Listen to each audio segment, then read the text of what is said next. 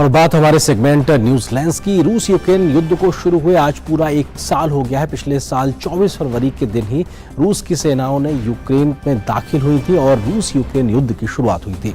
रूस यूक्रेन के बीच सालों भर चले इस संघर्ष को लेकर सालों से लोगों की राय बटी हुई रही है। कोई रूस के इस कदम की भरपूर आलोचना करता है तो कोई पश्चिमी देशों को इसके लिए जिम्मेदार ठहराता है। बुलेटिन के अंत में आपको छोड़ जाते हैं रूस यूक्रेन के इस युद्ध के एक साल की लेखा जोखा पर। आप देखिए इस रिपोर्ट को। मुझे दीजिए इजाजत। नमस्कार।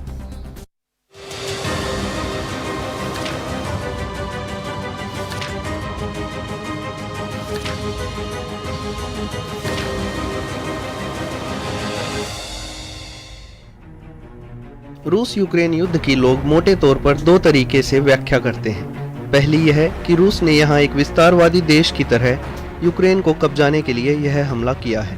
वहीं दूसरी तरफ कुछ जानकारों का ऐसा मानना नहीं है। उनका कहना है कि रूस ने यूक्रेन के साथ जो किया उसके लिए पश्चिमी देश जिम्मेदार हैं और रूस को यह कदम उठाने के लिए मजबूर किया गया।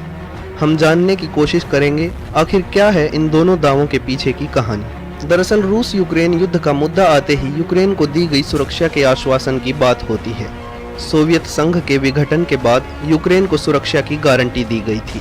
1994 में हंगरी की राजधानी बुडापेस्ट में बुडापेस्ट मेमोरेंडम पर हस्ताक्षर हुए थे।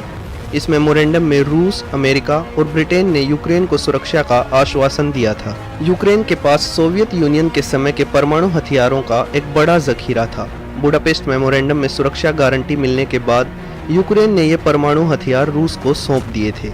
यूक्रेन के अलावा कजाकिस्तान और बेलारूस ने भी परमाणु हथियार सौंपे थे। वहीं इस मामले में रूस का दावा है कि सोवियत संघ के विघटन के बाद पश्चिमी देशों ने नाटो का विस्तार रोकने का वादा किया था। रूस लगातार कहता रहा है कि नाटो के विस्तार से रूस की सुरक्षा को खतरा पहुंचता है। 1991 में सोवियत संघ के विघटन के बाद वार्सा संधि भंग हो गई थी। वार्सा संधि को सोवियत नाटो के नाम से जाना जाता है। सोवियत संघ के सहयोगी देशों की सुरक्षा के लिए वार्सा संधि अस्तित्व में आई थी, जबकि दूसरी तरफ सोवियत विघटन के बाद नाटो का लगातार विस्तार होने में चेक गणराज्य, हंगरी और पोलैंड नाटो में शामिल हुए। चेक गणराज्य, हंगरी और पोलैंड वार्सा संधि का भी हिस्सा रहे थे। 2004 में 7 और देश नाटो का हिस्सा बने। इस बार Bulgaria, Romania, Slovakia, Slovenia, Estonia, Latvia और लिथुआनिया नाटो में शामिल हुए।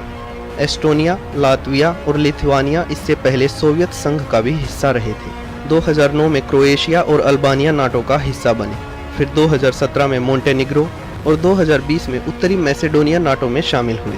2007 में रूसी राष्ट्रपति पुतिन ने यूक्रेन और बाकी देशों को लेकर पश्चिमी देशों की नीतियों पर नाराजगी जताई थी। 2007 में पुतिन जर्मनी में अमेरिका और नाटो के खिलाफ खुलकर बोले थे। राष्ट्रपति पुतिन ने इस दौरान इराक युद्ध और बाकी जगहों पर नाटो की नीतियों की खुलकर आलोचना की। इसके बावजूद 2008 में यूक्रेन को नाटो में शामिल करने को लेकर बातचीत की बातें सामने आई। इसके कुछ साल बाद यूक्रेन ने यूरोपीय संघ में शामिल होने की इच्छा जताई। 2014 में रूस ने यूक्रेन के काले सागर के उत्तर में स्थित प्रायद्वीप क्रीमिया पर कब्जा कर लिया, लेकिन इस आक्रामकता के बावजूद पश्चिमी देशों की तरफ से क्रीमिया मुद्दे पर मजबूत जवाब नहीं आया। इसके बाद यूक्रेनी सरकार ने पिछले कुछ वर्षों में नाटो और ईयू में शामिल होने की इच्छा जताई और आखिरकार रूस ने 24 फरवरी 2022 को यूक्रेन पर हमला कर दिया। लेकिन वहीं दूसरी तरफ से सवाल खड़ा करते हुए जानकार लोगों का कहना है कि रूस की सुरक्षा की जिम्मेदारी खुद रूस पर आती है और एक संप्रभु देश के तौर पर यूक्रेन को अपने निर्णय खुद लेने का अधिकार है। आखिर यूक्रेनी सरकार और यूक्रेनी लोग ही अपने लिए नीतियों का निर्धारण करेंगे और अंततः सवाल तो खड़ा होता ही है कि 21वीं सदी में किसी देश की संप्रभुता पर हमला करना कितना जायज़ है। इस गंभीर मुद्दे पर ये दो काफ़ी अलग दृष्टिकोण सामने आते हैं। एक तरफ रूस को इस हमले के लिए पूरी तरह जिम्मेदार ठहराया जा सकता है, तो दूसरी तरफ यूक्रेन और नाटो देशों की आक्रामक नीति को भी इस युद्ध के लिए जिम्मेदार बताया जा सकता है। Bureau report, DD news.